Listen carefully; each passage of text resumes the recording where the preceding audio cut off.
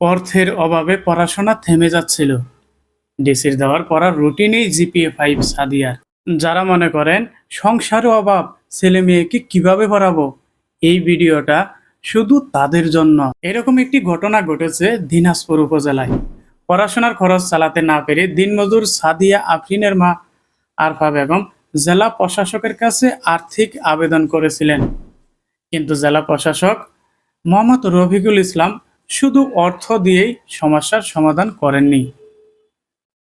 তিনি সাদিয়াকে নিজের কাছে ডেকে নিয়ে নিয়মিত পড়াশোনার দায়িত্ব নিয়েছিলেন এবং তিনি নিয়মিত 1 সপ্তাহর পড়াশোনার রুটিন দেন এবং এই পড়াশোনাটা 1 সপ্তাহ পর্যন্ত কিভাবে সে পড়বে সমস্ত রুটিন তিনি দিয়ে দেন এবং 1 সপ্তাহ পর আবার ওই পড়াশোনাটাই জেলা প্রশাসক বুঝিয়ে নেন।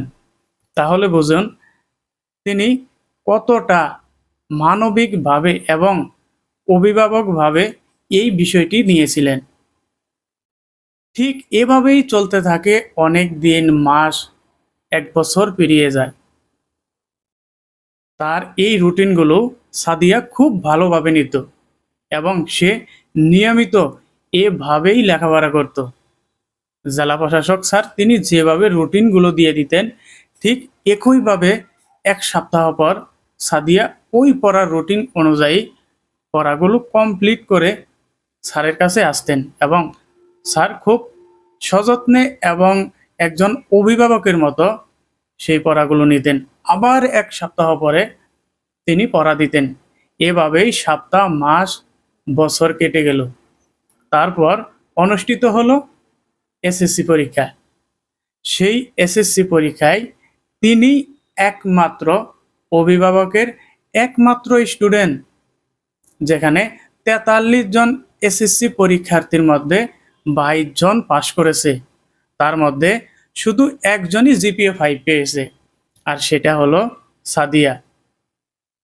তাহলে বুঝুন, অভাব যতই থাকুক, মনের মধ্যে যদি একটুখানি চেষ্টা থাকে এবং সেটা যদি চেষ্টাটা সফলতা অর্জনের উদ্দেশ্য থাকে, তাহলে উপরওয়ালা কারো না কারো মাধ্যমে সেই লেখাপড়াটুকু কমপ্লিট করিয়ে দিবে।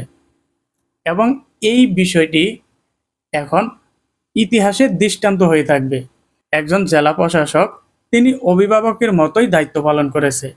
সাদিয়ার এই সাফল্য প্রমাণ করে সুযোগ, সঠিক দিক নির্দেশনা আর অধ্যবসায় থাকলে প্রতিকূলতাকেও জয় করা যায়।